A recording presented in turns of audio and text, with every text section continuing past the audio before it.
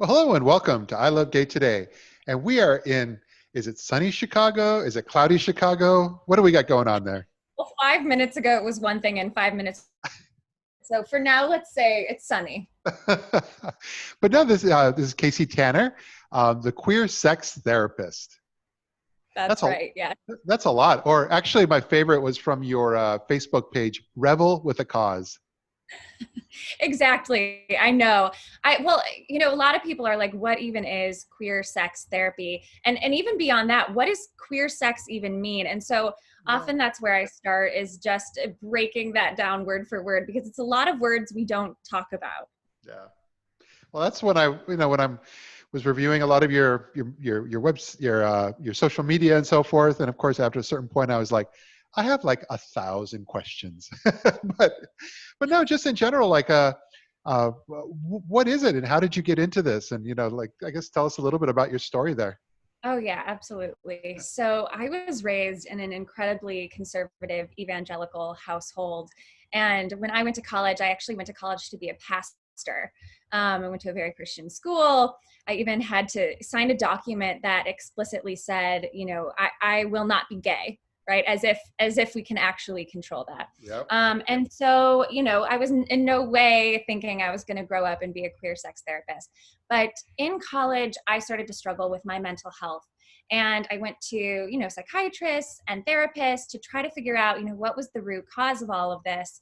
And what it came down to I wasn't being authentic. Yeah. And it's not that I was struggling with mental health because I was gay. It's that I was struggling with mental health because I was gay in a world, and especially a sort of microculture where being gay was just absolutely not okay. And Yeah. so from there, I realized that if I was going to be happy and healthy, I needed to come out, I needed to be honest, and I needed to totally shift my community and surround myself with people who have as much pride in their identities as I do. And so I left that school. I went to grad school to become a therapist, and then I really focused my training in on the queer community. And then I went back to school for sex therapy. And so now I talk to queer people about sex, and I also, I talk to everybody about sex, but I do talk about a kind of sexuality that is more creative and more queer Yeah. than your typical sexuality. That is so cool. And but is like sessions and people you work with, is it more local where people actually come in and meet with you, or do you do a lot virtually as well? Yeah, well, it used to be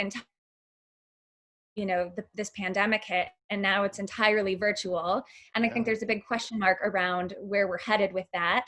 I think the field may become in large part virtual after this. So for now, I'm doing it, out of my living room. Oh, okay. But is your client base still local in that sense, or have you kind of Yeah. now that you're virtual been able to reach out? Well, actually, now that we're virtual, we reach out. Because therapists can only do work in the state in which they're licensed, we can Ah, only do therapy with people in Illinois, but we can do all kinds of sex coaching yeah. internationally. So that Okay. door has been opened. Okay. I'm envisioning that series on Showtime. I think it was Masters of Sex, and so all of Yes. the Yeah, that's everything the that they brought to the forefront that we had no idea about. serious. Well, I think people, including my own family, right? I told you it's a very Yeah. religious family. I Yeah. started being able to talk to my parents about, this orgasm trial. And I do think it sort of brought that rhetoric. Was that like 5 years ago, maybe a little bit more? Yeah, yeah, yeah. Yeah. Interesting.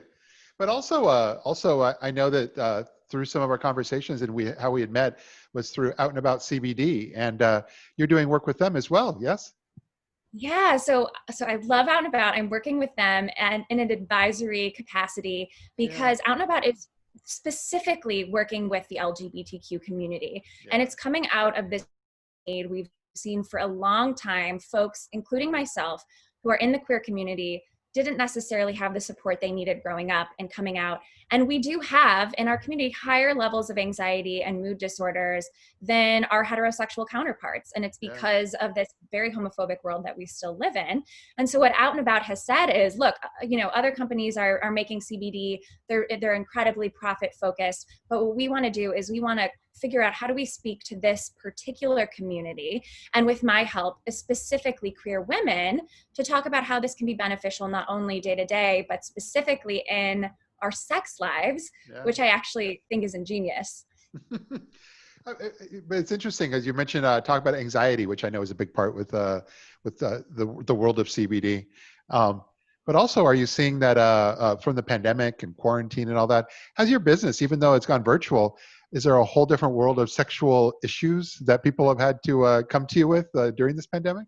Oh, yeah. I mean, so as you're saying, right, anxiety has skyrocketed. People who Yeah. never considered themselves anxious people before now are anxious people. So Yep. that's one thing. But then, yeah, suddenly we are either quarantined with partners or quarantined away from partners. And so we're on one of those extremes. And so sexuality has changed, right? So people who are quarantined separately, who are either dating or long Yeah. distance, are trying to Yeah. figure out how to move their sexuality into this virtual space.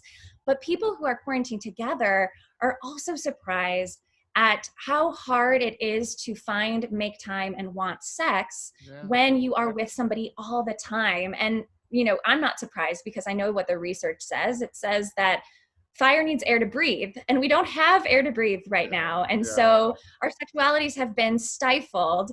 And this is part of why I think CBD is such an ingenious solution here, is because it, especially CBD lube, combines this thing we need for sex, but also a thing that decreases anxiety, makes us a little bit more playful, Yeah. increases our mood, all at the same time. So it's really lovely intersection. Yeah, I love that. I know some people had thought that, under the quarantine, there'd be a whole new baby boom that comes out 9 months from now. But others Yeah. are saying and kind of concurring with what you say, which is that, well, maybe all the elements and the pieces aren't quite there for people to feel like that's the direction life is going to go. Oh, I mean, it's hard work to keep passion alive when there's no distance, because we don't really want what we already have. And so if your Yeah, partner's already in front of you all the time, it's hard to want them, right? yeah. Or it's the opposite, and they're trying to figure out how to make Skype work. Right, exactly. Or they're like, how do I build some closeness into what just feels totally impossible? Yeah, Yeah. I actual sex crisis for all of us. This is great. No, what we'll do is we'll make sure that through the posting and so forth, we'll make sure everybody can find you through your various social media and so forth. I know I've seen a lot of really good posts you have on Instagram, so I'll make sure that that's all Yes, that's included my as well. favorite way to talk about this. Yes. Yes, oh, fantastic. So we'll make sure of that, and I look forward to also be having an opportunity to connect in the real world when all of a sudden when all this is behind us. Yes. Thank you so much. Thank you for having me. Absolutely. Thanks for being here with us. Take care.